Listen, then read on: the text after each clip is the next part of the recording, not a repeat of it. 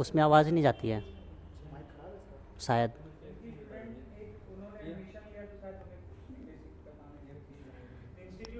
Hello सभी को, good morning. Good morning सभी को भैया।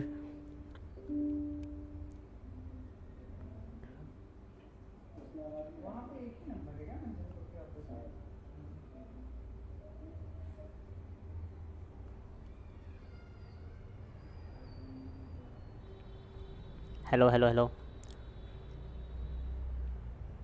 फटाफट आ जाओ भाई सभी लोग, जल्दी से। Hello sir, hello hello.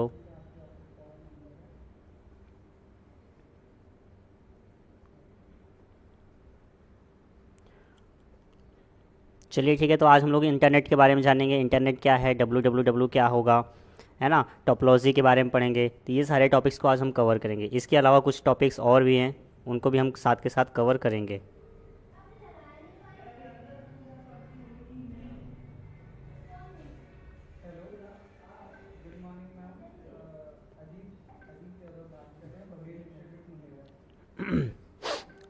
ठीक है, चलिए भाई, तो स्टार्ट कर लेते हैं।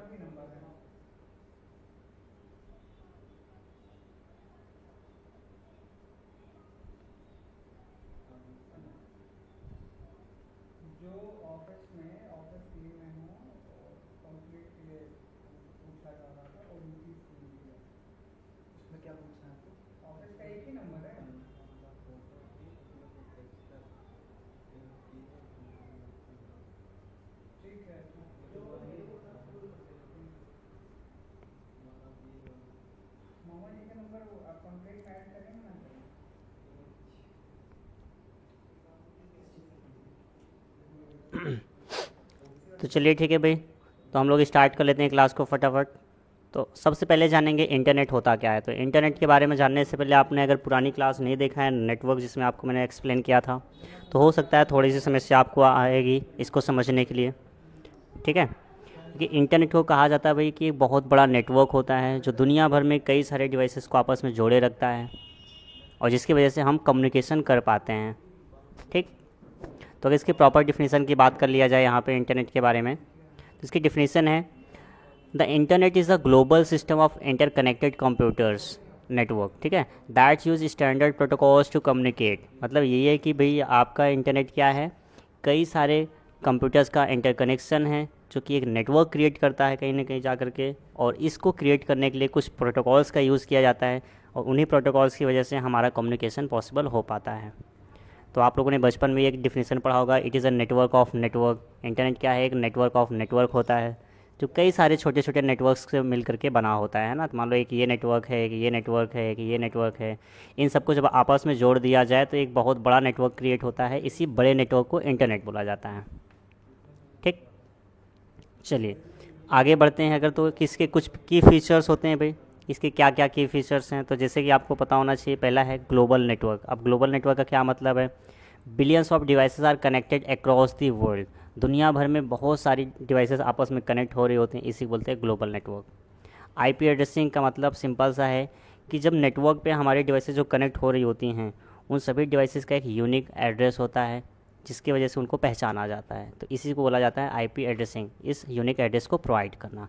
तो each device is assigned a unique IP address. फिर इसके बाद हम बात कर लेते हैं कि रूटिंग क्या होता है भाई। तो रूटिंग क्या है, डेटा पैकेट्स को सही डिवाइस तक पहुंचाना राउटर्स की हेल्प से, इसी को बोला जाता है रूटिंग। क्लियर है।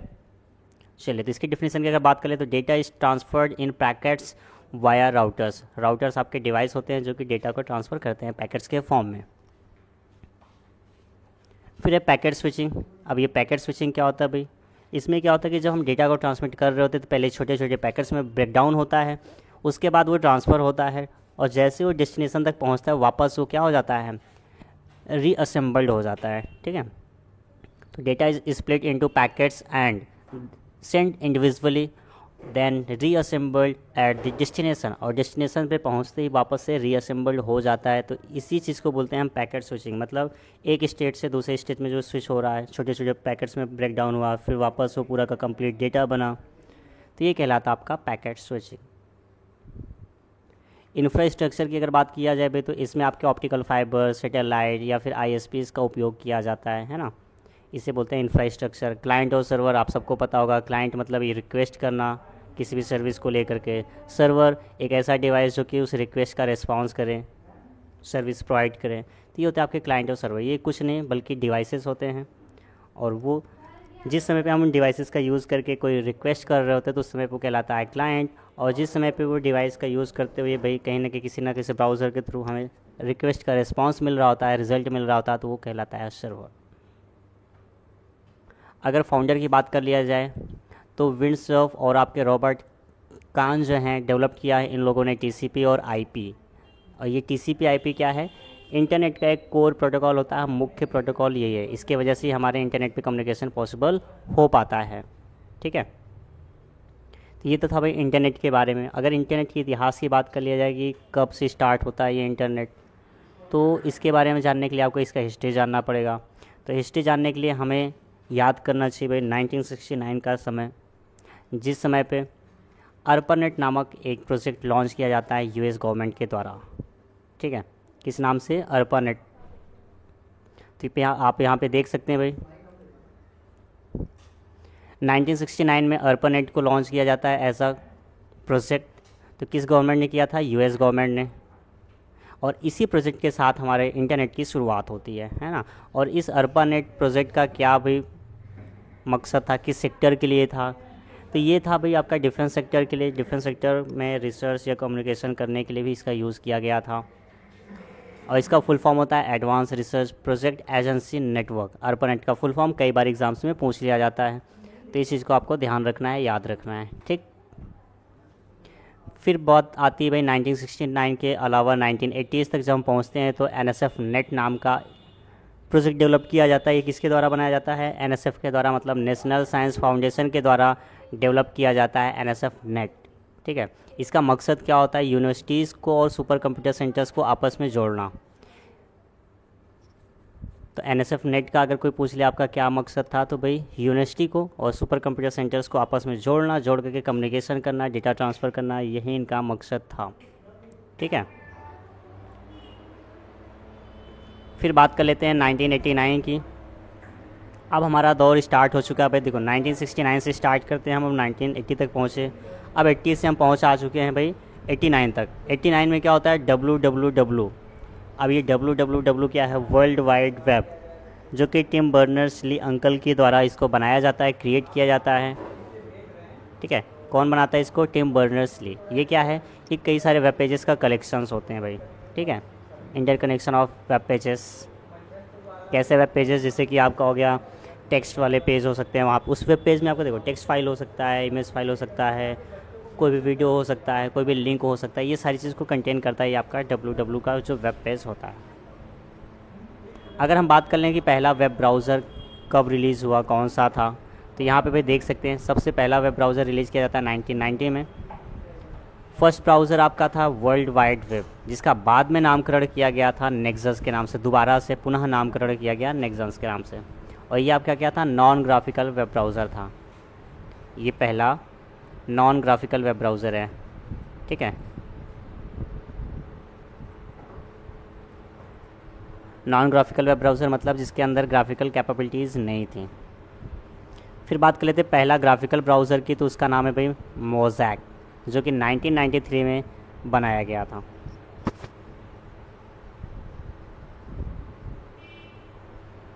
फिर बात कर लेते हैं कि भाई अब ये सारी चीज़ें तो हो गई हैं, इंटरनेट पब्लिकली लॉन्च भी कर दिया गया है, वेब ब्राउज़र्स भी आ चुके हैं। तो भारत में इंटरनेट कब आया? तो भारत में इंटरनेट की अगर बात किया जाए तो भाई इतना ही आप लोग याद कर लीजिएगा कि आज़ादी वाला दिन, बट साल अलग है, ईयर अलग है। तो 15 अगस्त 1995 को BSNL नामक जो कंपनी है, संस्थान है, इसके द्वारा भारत में इंटरनेट की सुविधा को लाया जाता है। तो BSNL अलग है, BSNL अलग है। तो जिनको भी भाई BSNL का फुल फॉर्म पता है फटाफट कमेंट बॉक्स में आंसर दे दीजिएगा। Meera Pal good morning sir. Okay, good morning भाई सभी को। तो BSNL का फुल फॉर्म होता है विदेश संचार निगम लिमिटेड।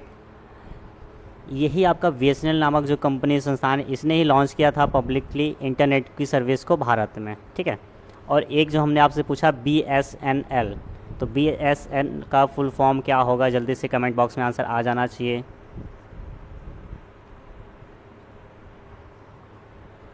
तो अब अगर इसी को रिकैप किया जाए भाई, तो ये स्टार्ट होता है हमारा 1969 से।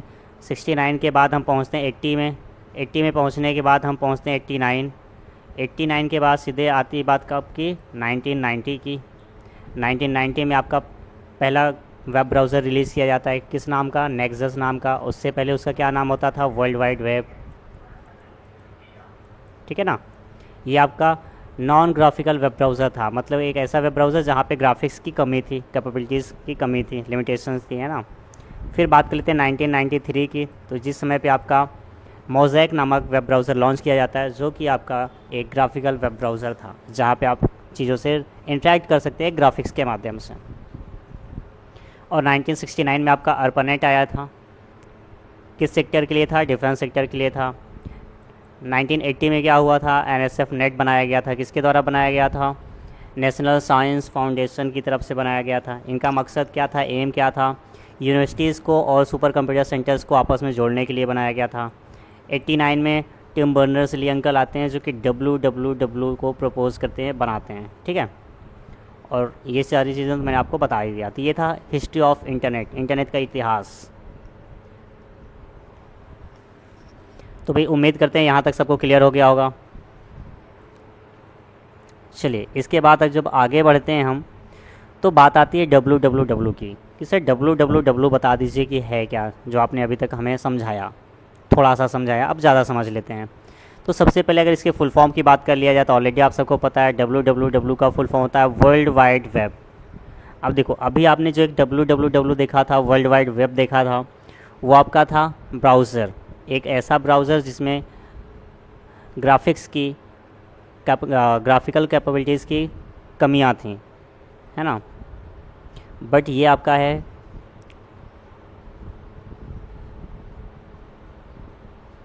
ठीक है, क्लियर, ओके। ये आपके वेब पेजेस का कलेक्शन होता है, ठीक। तो यहाँ पे आप देख सकते हैं WWW is a system of interlinked hypertext documents accessed via the internet. ये क्या है, कई सारे वेब पेजेस का इंटरकनेक्शन है। यहाँ पे कई सारे वेब पेजेस होते हैं, और उन वेब पेजेस को हमें एक्सेस करने के लिए किस चीज़ की ज़रूरत पड़ती है, इंटरनेट की ज़रूरत पड़ती है। इसका मतलब यही है कि अगर हमें वेब पेजेस को एक्सेस करना है, तो इंटरनेट के बिना हम नहीं कर सकते हैं। तो इंटरनेट यहाँ पे आपका मुख्य पार्ट है, ठीक है। तो WWW इंटरनेट पे आधारित एक ऐसी प्रणाली है जिसमें हाइपरटेक्स्ट डॉक्यूमेंट आपस में जुड़े होते हैं। अब ये हाइपरटेक्स्ट डॉक्यूमेंट कैसे होते हैं भाई, ये आपको पता होना चाहिए। ऑलरेडी मैंने बताया कि आपके हाइपरटेक्स्ट डॉक्यूमेंट को क्रिएट करने के लिए सबसे पहले तो हमें HTML की कोडिंग करनी पड़ती है, और इस कोडिंग की वजह से हम, या फिर ये डॉक्यूमेंट क्या क्या कंटेन करते हैं, कैसे कैसे एलिमेंट्स को, तो यहाँ पे टेक्स्ट हो सकता है, इमेज हो सकते हैं, वीडियो हो सकते हैं, ऑडियो हो सकते हैं, और कई सारे क्लिकेबल एलिमेंट्स हो सकते हैं जिनको हाइपरलिंक बोला जाता है। समझ में आया, ठीक। तो अभी यहाँ पे आपका कन्फ्यूज़न दूर हो जाना चाहिए कि इंटरनेट और WWW सेम नहीं है, दोनों चीज़ें अलग हैं। इंटरनेट क्या है, कई सारे डिवाइसेस का इंटरकनेक्शन है जिनकी वजह से कम्युनिकेशन हो पाता है। और WWW क्या है, वेब पेजेस का कलेक्शन है, या फिर इंटरकनेक्शन ऑफ वेब पेजेस है, ठीक है। और इन वेब पेजेस को अगर एक्सेस करना चाहते हैं हम, तो हमें इंटरनेट की ज़रूरत पड़ती है, बिना इंटरनेट के हम कुछ भी नहीं कर सकते हैं। चलिए, ठीक। अब आगे बढ़ते हैं कुछ WWW के कि भैया आपके की फीचर्स के बारे में जान लेते हैं। तो इनके फाउंडर के बारे में तो आपको पता ही चल गया, टिम बर्नर्स-ली अंकल ने इनको बनाया था। कब बनाया था, 1989 में बनाया था। और पहली वेबसाइट की अगर बात कर लिया जाए कि कब लॉन्च की गई थी, कब लाइव की गई थी, तो फर्स्ट वेबसाइट लाइव ऑन 6 अगस्त 1991। तो 6 अगस्त 1991 को पहली वेबसाइट लाइव की गई थी। अब वेबसाइट क्या होते हैं भाई, कई सारे वेब पेजेस का कलेक्शन, जब उनको आप इंटरनेट पे एक स्पेस प्रोवाइड कर देते हैं। अब यहाँ पे बात कर लेते हैं हाइपर टेक्स्ट डॉक्यूमेंट। तो web pages are written using HTML language. अगर हम HTML लैंग्वेज का यूज़ करके कोई भी वेब पेज क्रिएट कर रहे हैं, तो उसी डॉक्यूमेंट को हम बोलेंगे hyper text document. Hyper links की अगर बात करें, हाइपर लिंक्स क्या होते हैं भाई, तो आपने देखा होगा कई सारे आपके वेब पेज पे ऐसे क्लिकेबल एलिमेंट मिलते हैं जिन पे आप क्लिक करते ही किसी नए लोकेशन पे स्विच कर जाते हैं या रीडायरेक्ट हो जाते हैं या कि किसी नए टैब पे नए वेब पेज पे आप पहुंच जाते हैं, है ना। तो वही आपका क्लिकेबल एलिमेंट कहलाता है हाइपरलिंक।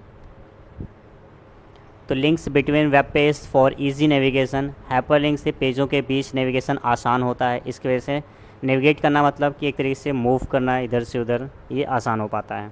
अगर ये समझ में ना आए तो आप इतना समझ सकते हैं, अगर आप लोग कार्टून देखते हैं भैया तो डोरेमोन कार्टून में देखा होगा, डोरेमोन के पास क्या होता है, एनीवेयर डोर होता है। रहता तो दरवाज़ा घर के अंदर ही, लेकिन उस घर से आप कहीं भी पहुंच सकते हैं अगर दरवाजे से एक बार एंट्री मारें तो वैसे ही हाइपरलिंक्स क्या होते हैं भाई, रहेंगे तो आपके डॉक्यूमेंट में ही, आपके ही पेज पे रहते हैं, लेकिन आप जैसे उस पर क्लिक करते हैं आप एक नए लोकेशन पे पहुंच जाते हैं, रीडायरेक्ट हो जाते हैं, है ना। और यही हाल होता है आपका डोरेमोन कार्टून में, जो उसका डोरेमोन का एनीवेयर डोर होता है। URLs की अगर हम बात कर लेते हैं भाई, तो URLs तो ऑलरेडी आपने लास्ट क्लास में पढ़ रखा है। ये यूनिक एड्रेस होते हैं हर एक वेब पेज का, कि वो वेब पेज इंटरनेट की दुनिया में कहाँ पे रखा हुआ है। फिर हम बात कर लेते हैं HTTP और HTTPS, ये दो आपके प्रोटोकॉल्स होते हैं। इनका फुल फॉर्म ऑलरेडी मैंने आपके साथ डिस्कस कर रखा है। HTTP और HTTPS का full form hypertext transfer protocol, and second वाला hypertext transfer protocol secure. ये दो आपके ऐसे प्रोटोकॉल्स हैं जिनकी वजह से वेब पेजेस को इंटरनेट की दुनिया में हम एक्सेस कर सकते हैं या फिर इधर से उधर सेंड कर सकते हैं, ट्रांसफ़र कर सकते हैं, ठीक है ना। तो वेब पेजेस को ट्रांसफ़र करना ये HTTP और HTTPS का ही काम होता है। S फॉर सिक्योर, तो जिस भी वेबसाइट में लिखा हुआ है प्रोटोकॉल में लगा रहता है HTTPS, मतलब कि वो आपका सिक्योर वेबसाइट है, वहाँ पे आप ब्राउजिंग कर रहे हैं तो कोई भी दिक्कत नहीं आ सकती। लेकिन अगर जो जिसमें S नहीं लगा है तो वहाँ पे रिस्क है थोड़ा सा, वो सिक्योर नहीं है। समझ में आया कि नहीं? तो सिक्योरिटी को बताता है। तो वेब पेज तक पहुँचाने के लिए HTTP या फिर HTTPS प्रोटोकॉल का उपयोग होता है। फिर अगर आगे बात कर लेते हैं वेब ब्राउज़र कि वेब ब्राउज़र क्या होते हैं भाई, तो ये आपके कुछ ऐसे सॉफ्टवेयर होते हैं जैसे आपका क्रोम हो गया, फायरफॉक्स हो गया, सफारी हो गया।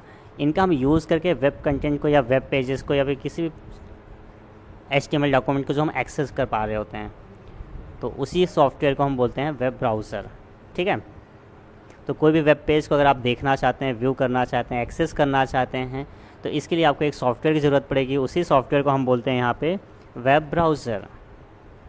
ओके, चलिए ठीक है।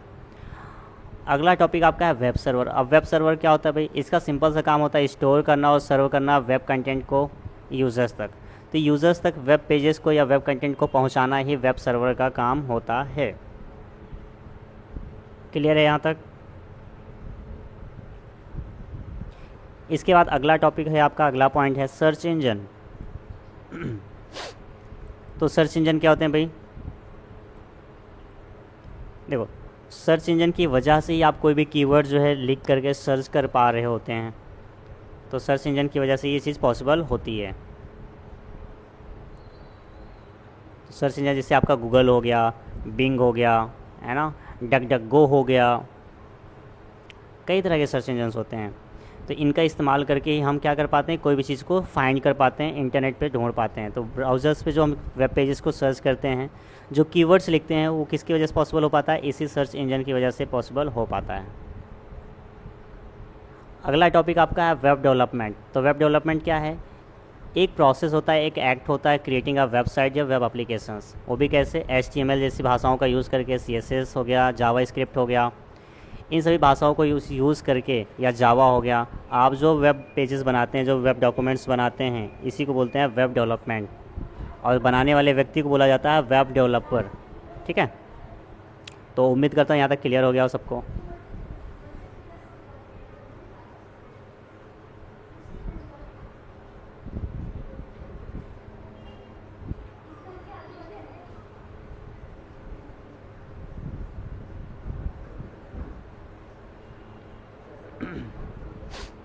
यहाँ तक क्लियर है भाई? एक बार सभी लोग बता दीजिए फटाफट।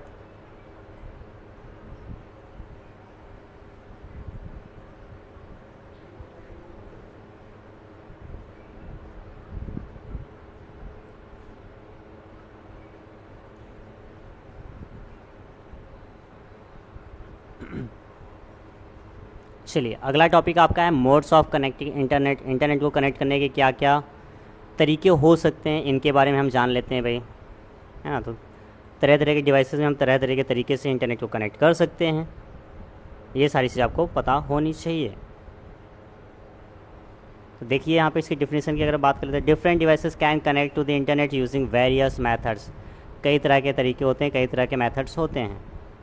तो इंटरनेट से कनेक्ट होने के अलग अलग डिवाइसेस अलग अलग तरीके का उपयोग करती हैं। सबसे पहला है आपका हॉट स्पॉट। तो हॉट स्पॉट का हम यूज़ करके क्या काम कर सकते हैं? चंदन जी को क्लियर है? ओके। देखिए भाई, तो हॉट स्पॉट का इस्तेमाल जब हम करते हैं तो इसका इस्तेमाल करके हम अपने मोबाइल डेटा को यूज़ कर सकते हैं किसी दूसरे मोबाइल में, है ना। Uses mobile data to create a wireless network. जिस समय पे हम मोबाइल डेटा का यूज़ करके एक वायरलेस नेटवर्क क्रिएट कर रहे होते हैं तो उसके लिए कौन जिम्मेदार होता है? कौन सी टेक्नोलॉजी? Hot spot. ठीक है। Example, sharing mobile internet with a laptop. अगर आप अपने मोबाइल इंटरनेट को लैपटॉप से शेयर करना चाहते हैं या फिर आप अपने मोबाइल इंटरनेट को अपने किसी फ्रेंड के साथ शेयर करना चाहते हैं। कई बार आप लोगों ने देखा होगा कि आपके फ्रेंड्स क्या बोलते हैं, भाई मेरे को इतना MB चाहिए, डेटा चाहिए, इंटरनेट कनेक्ट करना है, वाईफाई ऑन कर दो। तो इसका मतलब ये है कि आप अपने फ़ोन में जो है हॉट स्पॉट ऑन करेंगे और आपका फ्रेंड क्या करेगा, अपने फ़ोन में वाईफाई ऑन करेगा, और इसकी वजह से आप दोनों के डिवाइस आपस में कनेक्ट हो पाएंगे और आपका मोबाइल इंटरनेट डेटा उनके मोबाइल इंटरनेट पे चल पाएगा। ठीक है। तो ये होता है आपका हॉट स्पॉट। दूसरा है वाईफाई। तो वाईफाई का फुल फॉर्म सबसे पहले तो किसी को अगर पता है तो कमेंट बॉक्स में बता दीजिए भाई, नहीं पता है तो फिर कोई दिक्कत नहीं, हम आपको बता देते हैं। तो वाईफाई का फुल फॉर्म होता है वायरलेस फिडेलिटी। तो फुल फॉर्म लिख लीजिए अगर आप लोग को नहीं पता है, इसलिए मैं बार बार बोलता हूँ, पेन और कॉपी लेके बैठा करें। तो वाईफाई का फुल फॉर्म लिख लीजिए, वायरलेस फिडेलिटी इसका फुल फॉर्म होता है। अब ये क्या चीज़ है भाई? देखो, वाईफाई का इस्तेमाल आप उसी डिवाइस में कर पाओगे जिस डिवाइस में वाईफाई की सुविधा हो। अगर आप चाहो बटन वाले फ़ोन में वाईफाई से हम कनेक्शन क्रिएट कर पाएँ तो ये पॉसिबल नहीं है। तो wireless connection using a wifi routers और एक्सेस पॉइंट्स, इनका आप इस्तेमाल करके जब एक वायरलेस कनेक्शन क्रिएट करते हैं तो इसे बोलते हैं वाईफाई कनेक्शन। यस सर, लिख लिए हैं? ओके गुड, अगर लिख लिए हैं तो बहुत अच्छी बात है। राउटर या एक्सेस पॉइंट के माध्यम से वायरलेस कनेक्शन क्रिएट करना ही वाईफाई का काम होता है। एग्जांपल जैसे आपका home, offices, cafes with wifi. देखो, आपके घर में भी अगर वाईफाई लगा होगा तो आप वाईफाई का यूज़ करके अपने डिवाइसेस को कनेक्ट करते होंगे। ऑफिस में अगर कहीं काम करते हैं आप तो वहाँ पे भी आप देखते हैं वाईफाई लगा होता है। किसी कैफ़े में आप जाते हैं तो वहाँ पे भी आपका वाईफाई लगा होता है। तो वाईफाई की वजह से आप डेटा शेयर कर पाते हैं।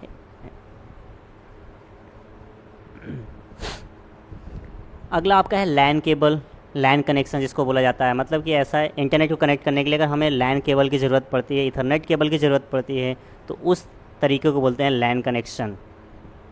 तो वायर्ड कनेक्शन यूजिंग आ इथरनेट केबल।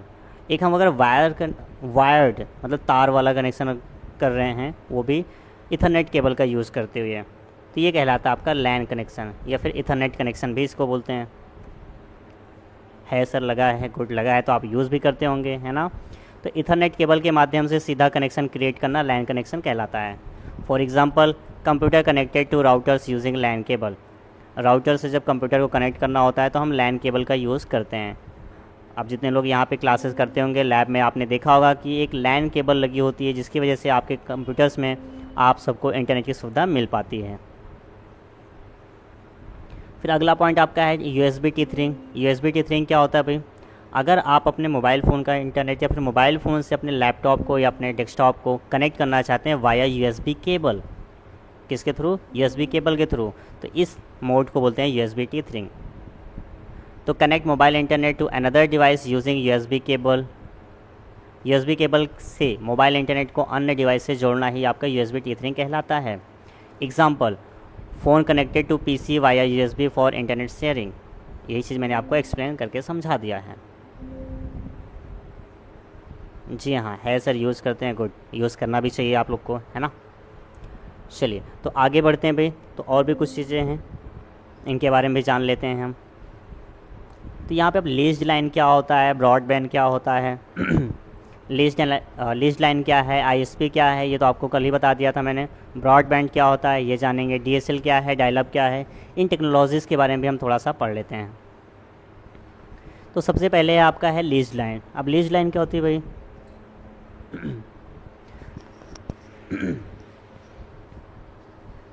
चलिए, तो इसकी अगर हम डिफिनीसन की बात करें तो लीज लाइन क्या है? एक समर्पित और तेज़ गति की इंटरनेट कनेक्शन सेवा होती है जो कंपनियों को स्थिर कनेक्शन के लिए दी जाती है। सिंपल से वर्ड में बोला जाए तो एक ऐसा इंटरनेट कनेक्शन के लिए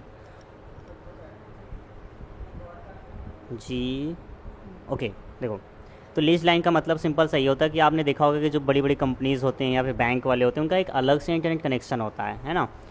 उसमें क्या होता है, सिर्फ उन्हीं कंपनीज़ का, उसी बैंक का एक्सेस होता है, कोई बाहर का व्यक्ति उसको एक्सेस नहीं कर पाता है। इससे क्या होता है कि उनको एक कंटिन्यूअस हाई स्पीड सर्विस मिलती रहती है। तो कभी भी अगर आपको हाई स्पीड सर्विस चाहिए, वो भी कंटिन्यूअस, कोई फ्लैक्चुएशन ना हो, बाहर वालों को उसमें इंटरफेरेंस ना हो, तो आपको लीज लाइन का इस्तेमाल करना होता है, मतलब प्राइवेट इंटरनेट कनेक्शंस क्रिएट करवाने होते हैं। तो यहाँ पे आप देख सकते हैं, lease line is a dedicated high speed connection provided to organisations for stable internet access. ठीक, एग्जांपल की बात किया जाए या फिर यूजर्स की बात किया जाए तो इन बैंक्स इसका इस्तेमाल बैंक में होता है, गवर्नमेंट ऑफिस में होता है, एमएनसीज मतलब बड़ी बड़ी मल्टीनेशनल कंपनीज़ में होता है। ठीक है जी हाँ, तो ये था आपका लीज लाइन के बारे में भाई। आईएसपी तो ऑलरेडी पढ़ रखा है हम लोगों ने, फिर भी बता दे रहा हूँ। आईएसपी का सिंपल सा मतलब होता है, देखो, इंटरनेट सर्विस प्रोवाइडर, एक ऐसा कंपनी, एक ऐसी संस्थान जो इंटरनेट की सर्विस प्रोवाइड करती है यूज़र्स को और साथ के साथ उस कम्युनिकेशन को भी मैनेज करती है, इंटरनेट की सर्विस को भी मैनेज करती है। तो एग्जांपल के तौर पे आप देख सकते हैं, जियो हो गया, एयरटेल हो गया, बीएसएनएल हो गया, एक्सेट्रा एंड एक्सेट्रा।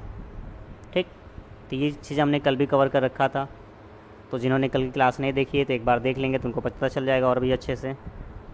अगला आपका है ब्रॉडबैंड।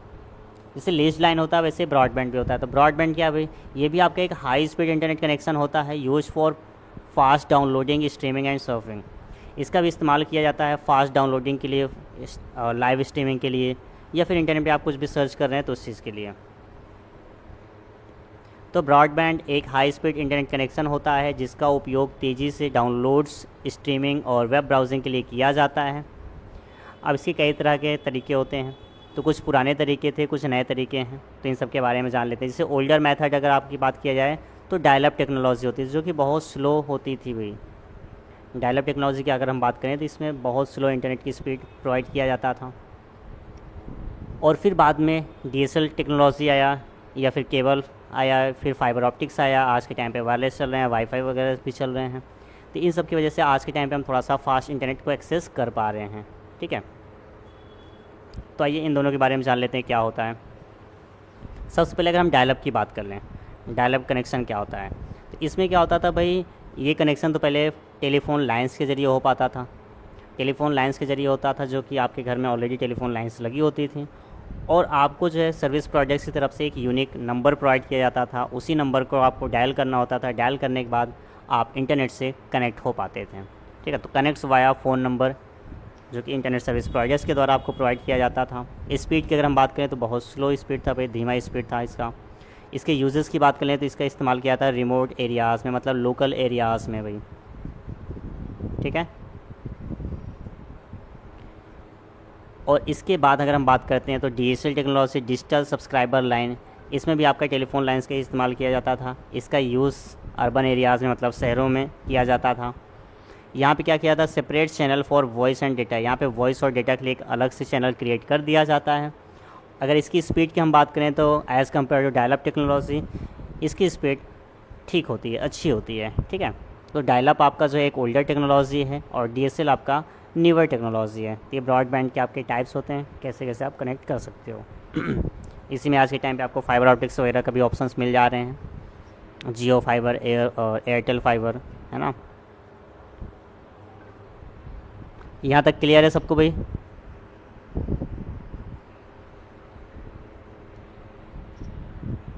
ठीक है, इसके बाद हम आगे बढ़ेंगे तो हमारे पास टॉपिक, नया टॉपिक है नेटवर्क टोपोलॉजीज़। अब ये टोपोलॉजी क्या होता है, तो देखो टोपोलॉजी क्या है भाई, सिंपल सा बोला जाए तो ये फिजिकल अरेंजमेंट होता है डिवाइसेस का।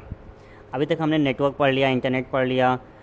नेटवर्क और इंटरनेट में हमने देखा कि डिवाइसेस के कनेक्शन होते हैं भाई, तो डिवाइसेस को किस तरह से कनेक्ट किया जाए, तो उसका जो फिजिकल स्ट्रक्चर होगा या फिर जो उसका लॉजिकल अरेंजमेंट होगा, इसी अरेंजमेंट को बताता है आपका टोपोलॉजी। तो टोपोलॉजी क्या रेफर करता है, अरेंजमेंट्स ऑफ डिवाइसेस या नोड्स।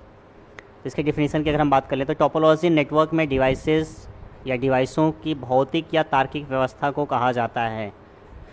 इंग्लिश वालों को बिल्कुल भी समझ नहीं आया होगा, तो अब इंग्लिश वालों के लिए बता दे रहा हूँ भाई। Topology refers to the physical और लॉजिकल अरेंजमेंट्स ऑफ डिवाइसेस और नोड्स इन अ नेटवर्क। किसी भी नेटवर्क में जो आपके डिवाइसेस हैं वो किस स्ट्रक्चर में कनेक्ट होंगे, इसी चीज़ को टोपोलॉजी हम कहते हैं, या फिर टोपोलॉजी इसी चीज़ को बताता है। ठीक, अभी समझ में आ गया होगा टोपोलॉजी की परिभाषा।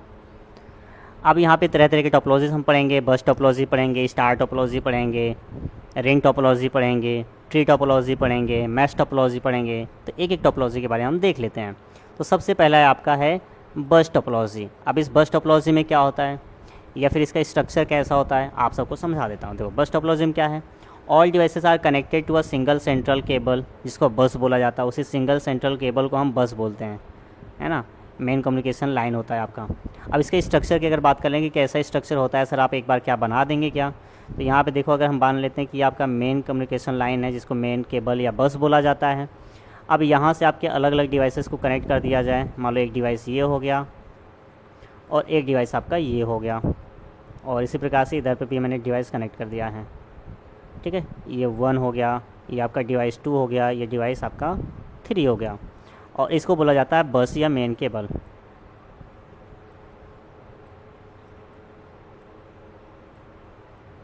ठीक, तो इसी चीज़ को यही आपका स्ट्रक्चर होता है बस टोपोलॉजी का। क्लियर है। अब यहाँ पे देखो, कोई भी डेटा हमें भेजना है तो हम एक डिवाइस से दूसरे डिवाइस में, दूसरे से तीसरे में, तीसरे से पहले में, ऐसे शेयर कर सकते हैं।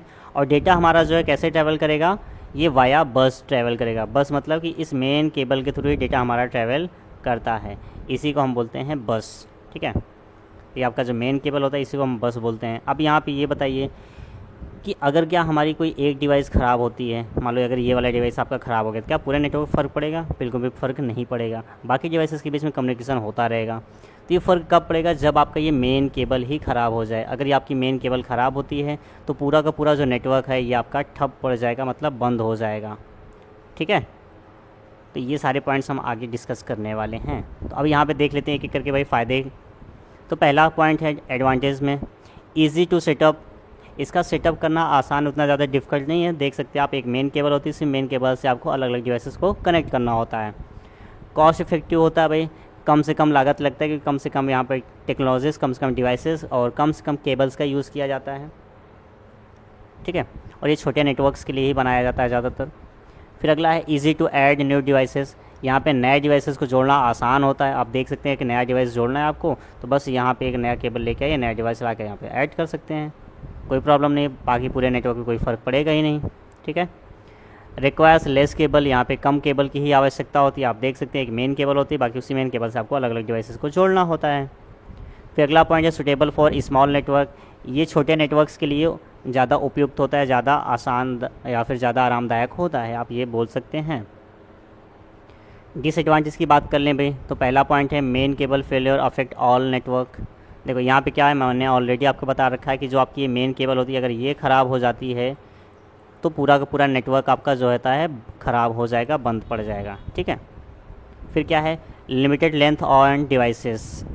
जो आपका केबल है, मेन केबल, उसका एक लिमिटेड लेंथ होता है और लिमिटेड डिवाइसेस। अधिक से अधिक अगर आप डिवाइसेस ऐड करेंगे तो परफॉर्मेंस में कमी आएगी, और जितना केबल का लेंथ होता है उतनी दूरी तक में ही आप डिवाइसेस को जोड़ सकते हैं। फिर trouble shooting is difficult. Problems को ट्रबल शूट कर पाना, ढूंढ पाना समस्या को थोड़ा सा कठिन होता है, क्योंकि इसका स्ट्रक्चर होता है भैया, आपको उसकी नॉलेज होनी चाहिए। लो सिक्योरिटी कम रखता है। क्यों? क्योंकि अगर आप एक डिवाइस से दूसरे डिवाइस में डेटा भेज रहे हैं, फॉर एग्जांपल आप यहाँ से तीसरी डिवाइस तक डेटा भेज रहे हैं, तो ये सेकंड डिवाइस को भी विजुअल होगा। क्यों? क्योंकि उस नेटवर्क पे जितने डिवाइस हो सबको डेटा आपका विजुअल होता है। भले मॉडिफिकेशन करने का काम, प्रोसेसिंग करने का काम सिर्फ उसी पार्टिकुलर डिवाइस का क्यों ना हो, ठीक है, बट डेटा सबको दिखाई पड़ेगा। तो इस वजह से इसमें सिक्योरिटी कम से कम रहती है।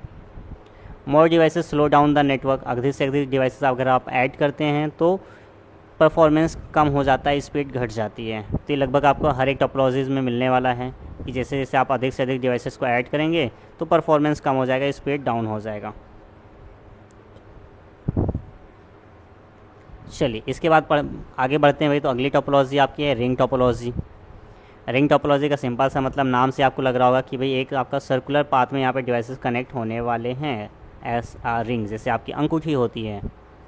ठीक है, तो मान लीजिए आपका एक डिवाइस हमने यहाँ पे ऐड कर दिया है, एक डिवाइस हमने यहाँ पे ऐड कर दिया है, एक डिवाइस हमने यहाँ पे ऐड कर दिया है और एक डिवाइस हमने यहाँ पे ऐड कर दिया है। तो ये फॉर्म हो गया आपका, रिंग टोपोलॉजी बन चुका है। अब यहाँ पे आप देख सकते हैं कि भाई हर एक डिवाइस जो है अपने साथ किसी दो डिवाइस को कनेक्ट करके रख रहा है। ये जो आपको येलो कलर से दिखाई पड़ रहा है हाईलाइट, ये आपका डिवाइसेस हैं।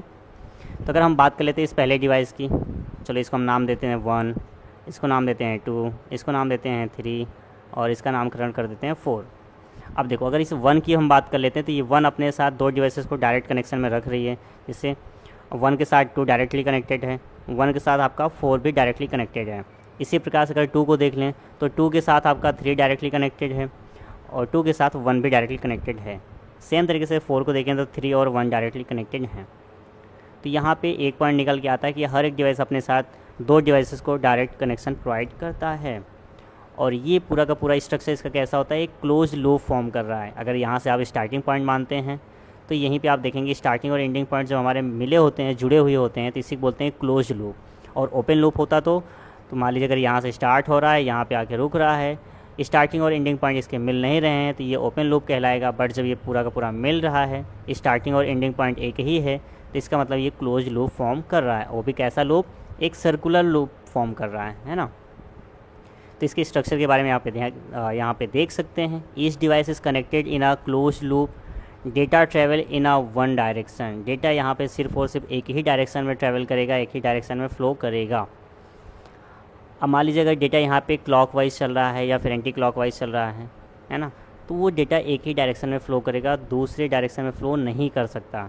ऐसा कैसे हो सकता है सर? मान लीजिए डेटा डिवाइस जो 1 है आपका, डेटा इस डायरेक्शन में फ़्लो हो रहा है और इसको डेटा भेजना है 4 को, तो ये उल्टा नहीं घूमेगा। ये पहले 1 से 2 में जाएगा, 2 से 3 में जाएगा, 3 से 4 में जाएगा। इतना इसको ट्रैवल करना ही पड़ेगा। समझ में आया? भले 1 के कितना नज़दीक क्यों ना हो, लेकिन डायरेक्ट डेटा उसको भेज नहीं सकता, क्योंकि इसका डायरेक्शन क्या है, इस तरफ से डेटा आपका ट्रैवल कर रहा है, इस रीजन से। तो कई सारे पॉइंट्स हैं भाई, इसमें कई सारे लूप पॉइंट्स हैं, तो इन सबको देख लेते हैं एक एक करके। तो एडवांटेज की अगर बात किया जाए तो सबसे पहला पॉइंट है equal access to all devices. हर डिवाइसेस को इक्वल एक्सेस होता है भाई, सबको इक्वल चांस मिलता है डेटा भेजने के लिए, सब बराबर काम करते हैं, है ना। जैसे आप लोगों ने बचपन में या कभी ना कभी गेम खेला होगा, सर्कल में खड़े होकर बॉल पास करने वाला। जब बॉल पास करते हैं भैया तो हर एक को एक बराबर चांस मिलता है बॉल को पास करने के लिए। फिर no need for central hub, यहाँ पे कोई सेंट्रल डिवाइस का ज़रूरत आपको दिख रहा है? नहीं यूज़ हुआ ना, नहीं, कोई सेंट्रल डिवाइस का यूज़ होता ही नहीं इसमें। तो सेंट्रल डिवाइस के ख़राब होने से हमारा पूरा नेटवर्क पे कोई फ़र्क भी नहीं पड़ने वाला है। Simple to install and manage, इसको स्थापित करना आसान होता है, लेकिन कहा जाता है आसान, बट थोड़ा सा आपको दिमाग तो चलाना आना चाहिए। अगर आपका दिमाग चलता है तभी आप इस नेटवर्क के टोपोलॉजीज़ को क्रिएट कर सकते हैं, अदरवाइज़ आपके कुछ भी बस का नहीं है। फिर इसके डिसएडवांटेज की अगर हम बात कर लेते हैं, क्या क्या इसके नुकसान हो सकते हैं, तो पहला पॉइंट है one link failure affect whole network. अगर आपका एक लिंक ख़राब होता है तो पूरा पूरा नेटवर्क ख़त्म हो जाएगा। ठीक है, कि आप देख सकते हैं भाई, अगर डेटा भेजना है 3 के पास और 2 काम नहीं कर रहा है तो 1 3 को डेटा कैसे भेजेगा। तो एक लिंक ब्रेक हुआ तो पूरा पूरा नेटवर्क ख़त्म। फिर अगला पॉइंट है adding and removing devices is difficult. नए डिवाइस को ऐड करना हो या फिर रिमूव करना हो ख़राब डिवाइसेस को, इसके लिए आपको पूरा लिंक ब्रेक करना पड़ेगा। लिंक ब्रेक हुआ इसका मतलब कि आपका नेटवर्क स्टॉप हुआ, नेटवर्क की सर्विसेज रुक जाएंगी। तो इसलिए थोड़ा सा मुश्किल होता है, कठिन होता है।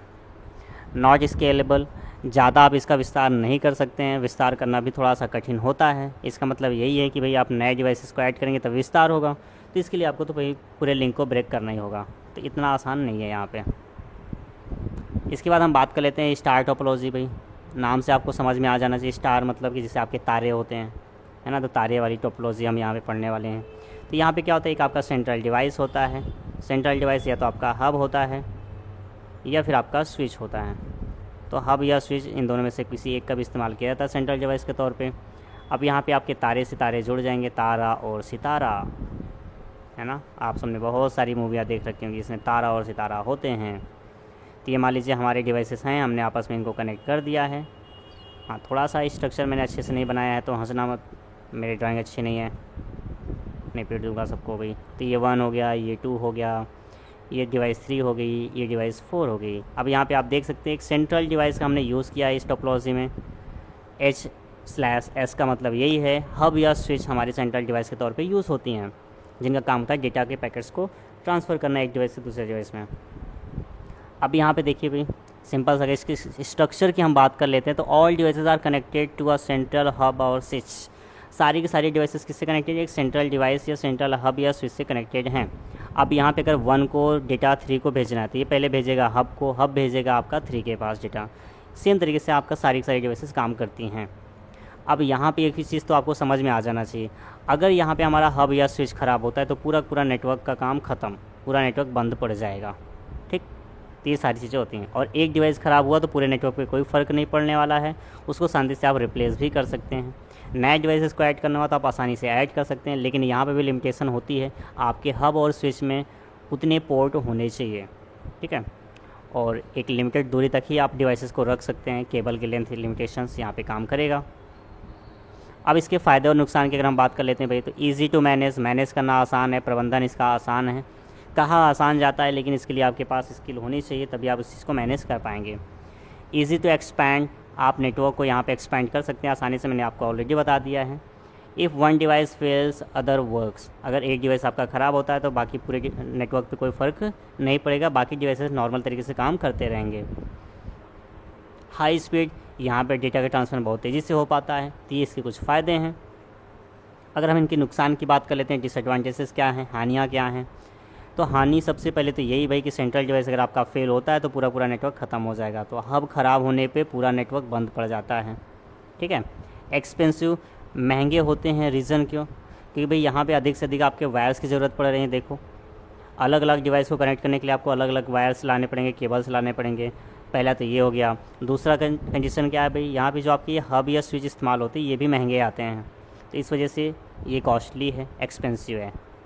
ठीक है, तो यह टेक्नोलॉजी आपके लिए महंगी पड़ जाएगी, महंगी वायर और हब की वजह से।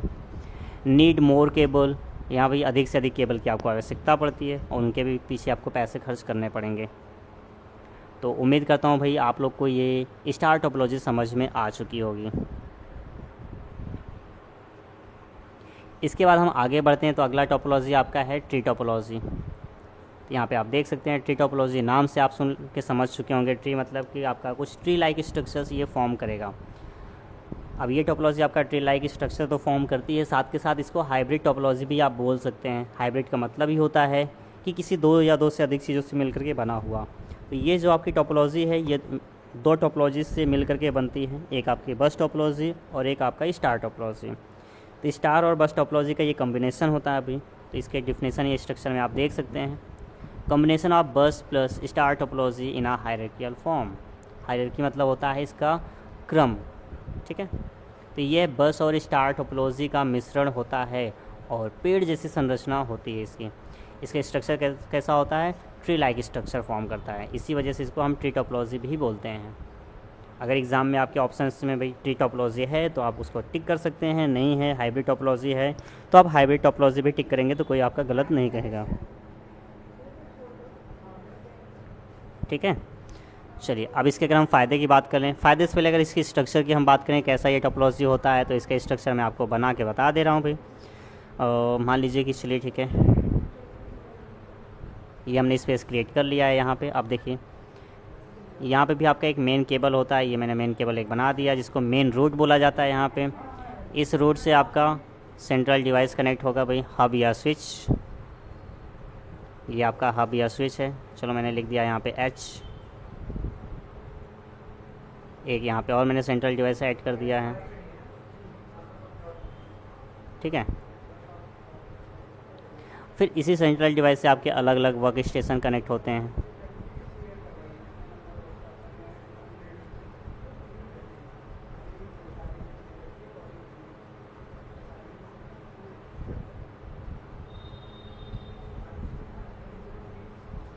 ये 1, ये आपका 2, ये 1, ये 2, ये 1, ये 2, ये अलग अलग वर्क स्टेशन हैं जो इस सेंट्रल डिवाइस से कनेक्ट हो रहे होते हैं। चलो मैं यहाँ पे सेंट्रल डिवाइस को येलो कलर से कलर कर दे रहा हूँ।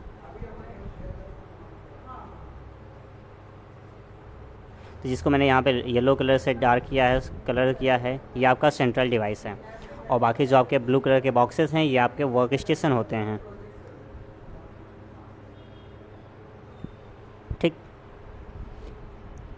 सर कल का सोशल नेटवर्किंग बताइए।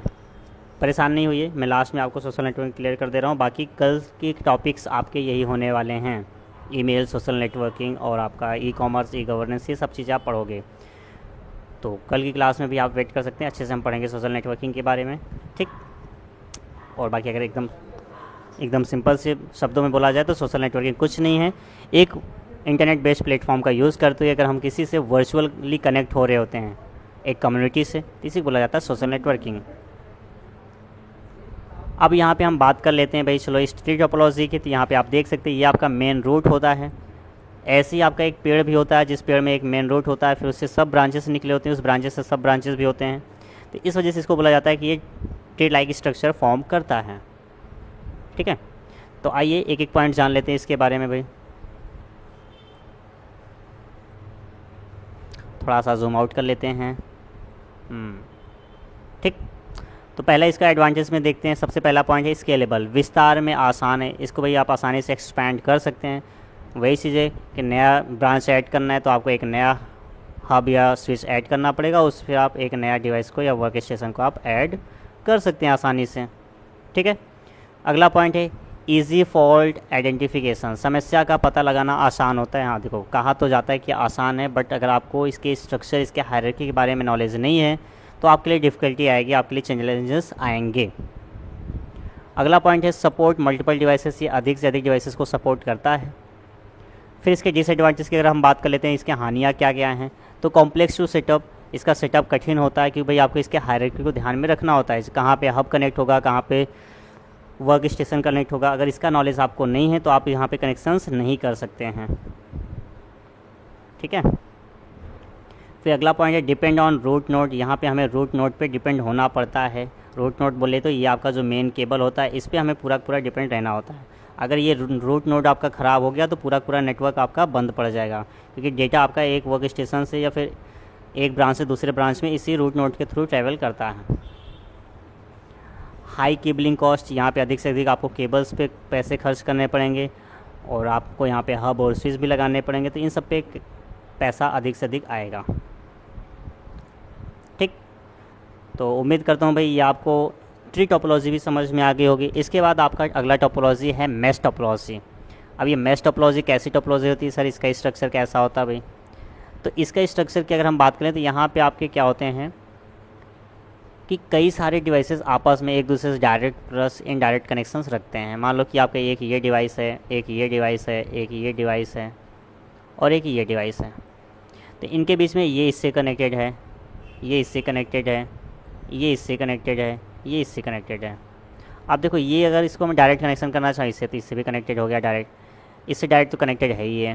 तो क्या हो रहा है देखो, एक डिवाइस जो है एक दूसरे से डायरेक्ट प्लस इनडायरेक्ट कनेक्शन रख रहे हैं। ये येलो कलर से जिसको मैं हाईलाइट कर रहा हूँ ये आपके डिवाइसेस हैं, या फिर आप बोल सकते हो कनेक्टिंग नोड्स हैं, और ये ब्लू वाले आपके connection point, connecting point cables हैं, ठीक है।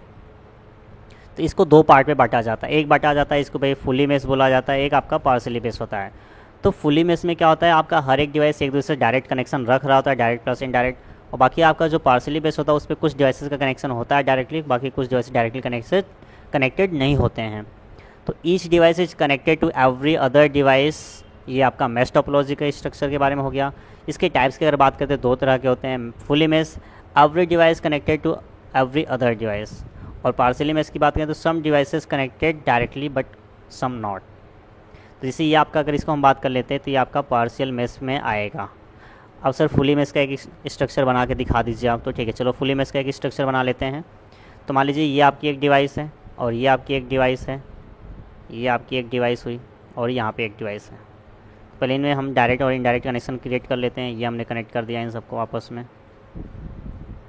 अब देखिए अगर इस डिवाइस की हम बात करें, इससे भी डायरेक्ट कनेक्शन रख रहा है, इससे भी रख रहा है, इससे भी रख रहा है। सेम इस वाले डिवाइस की बात करें तो इससे कनेक्टेड है, इससे है। अब यहाँ वाले से कनेक्टेड नहीं है, ये भी हमने कनेक्ट कर दिया। अब यहाँ देखो हर एक डिवाइस एक दूसरे से डायरेक्ट प्लस इनडायरेक्ट कनेक्शन रख रहा है, तो ये आपका कहलाता है फुली मेश, ठीक। ये आपका कैसा है, फुली मेश है। तो ये दोनों के हमने स्ट्रक्चर्स यहाँ पे बना दिए हैं। अब यहाँ पे होता क्या है, अगर एक रास्ता बंद तो दूसरे रास्ते से हम डेटा को ट्रांसफ़र कर सकते हैं, वो भी इनक्रिप्टेड पाथवे से। तो एग्जाम में क्वेश्चन आता है कि ऐसा कौन सा टोपोलॉजी जहाँ पे हम इनक्रिप्टेड पाथवे से डेटा भेजते हैं, वो भी अल्टरनेट मल्टीपल पाथ से। तो आपका होता है मैश टोपोलॉजी। ठीक है, अब इसके फ़ायदे और नुकसान के बारे में हम पढ़ लेते हैं भाई। तो सबसे पहला पॉइंट है एडवांटेज में, वेरी रिलायबल, ये बहुत विश्वसनीय है। क्यों? क्योंकि यहाँ पे हम इनक्रिप्टेड पाथवे से डेटा भेजते हैं, सुरक्षित तरीके से डेटा हम भेज सकते हैं। Data has multiple path, data को भेजने के लिए कई सारे हमारे पास विकल्प होते हैं, कई तरह के रास्ते होते हैं। एक रास्ता बंद तो दूसरे रास्ते से हम भेज सकते हैं। मैंने आपको अभी एक्सप्लेन कर दिया। हाई सिक्योरिटी, उच्च सुरक्षा प्रोवाइड करता है आपको, क्योंकि भाई इंक्रिप्शन के साथ डेटा ट्रांसफ़र होता है। बेस्ट परफॉर्मेंस, इसका परफॉर्मेंस अच्छा है, बेहतर है, स्पीड भी प्रोवाइड करता है, इंक्रिप्शन के साथ भी जाता है डेटा। डिसएडवांटेज, हानियाँ क्या है भाई? वेरी कॉस्टली, बहुत महंगे होते हैं, क्योंकि यहाँ पे अलग अलग डिवाइसेस को डायरेक्ट प्लस इनडायरेक्ट कनेक्ट करना होता है, तो अधिक से अधिक केबल्स की ज़रूरत पड़ती है। कॉम्प्लेक्स टू मैनेज, इसका प्रबंधन कठिन है, मतलब मैनेज कर पाना थोड़ा सा डिफ़िकल्ट हो जाता है, क्योंकि कई सारी केबल्स होती हैं और ये बहुत बड़े लेवल का नेटवर्क भी क्रिएट किया जाता है इसका यूज़ करके। तो भाई मेंटेनेंस इज़ डिफ़िकल्ट, मेंटेन करना थोड़ा सा डिफ़िकल्ट है, क्योंकि अब आप सोचो यहाँ पे तो मैंने सिर्फ 4 डिवाइसेस कनेक्ट कर रखा है, यहीं पे अगर 400 डिवाइसेस होती है, 40 डिवाइसेस होती हैं, तो सबको एक दूसरे से कनेक्शन करना पड़ता। अब कौन सा डिवाइस किस वाले तार से कनेक्टेड है कैसे पता चलेगा? तो यहाँ पे ट्रबल शूट कर पाना थोड़ा सा मुश्किल होता है, तो इस वजह से इसका मेंटेनेंस थोड़ा सा ट्रिकी हो जाता है। ठीक है, फिर आपका अगला डिसएडवांटेज, हाई केबलिंग रिक्वायरमेंट, यहाँ पे अधिक से अधिक केबल्स की ज़रूरत पड़ती है, जिसके पीछे भी आपका पैसा ज़्यादा जाता है, तो कॉस्टली भी हो सकता है। तो ये थे भाई आपके सभी टोपोलॉजीज़ के बारे में।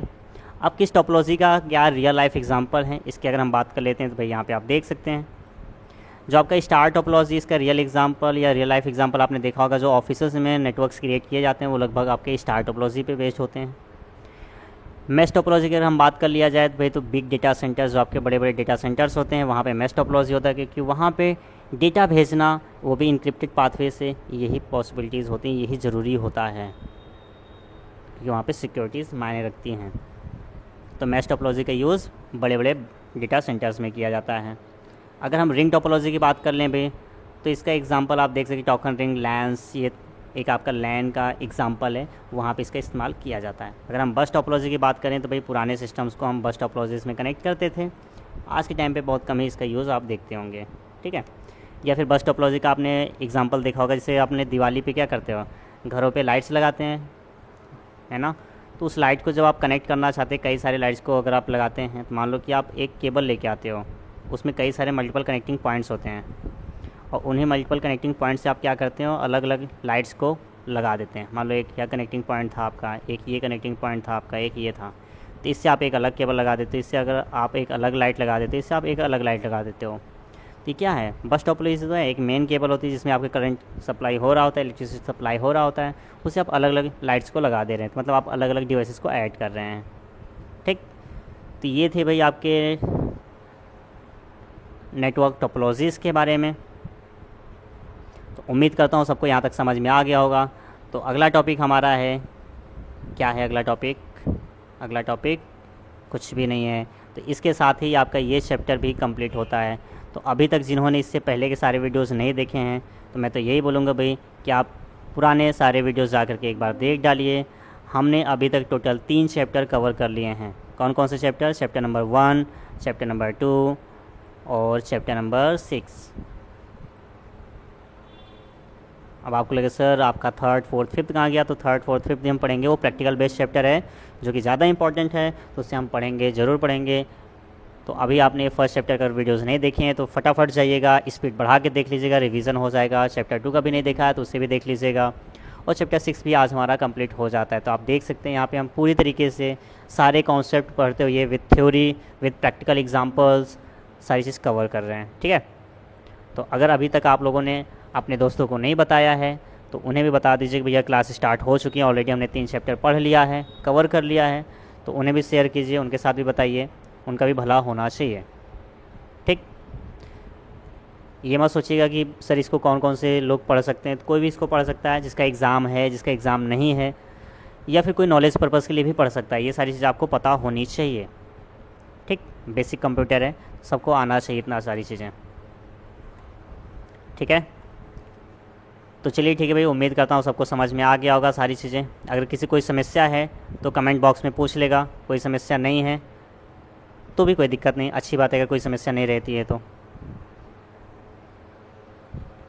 ठीक है। तो क्लासेस आपको कैसी लग रही हैं भाई, लास्ट में वीडियो एंड होने के बाद कमेंट बॉक्स में आप लोग ज़रूर बताइएगा।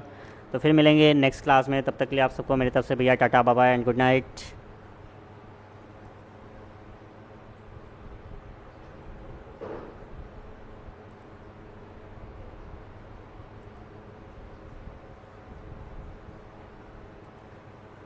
चाहिए भैया।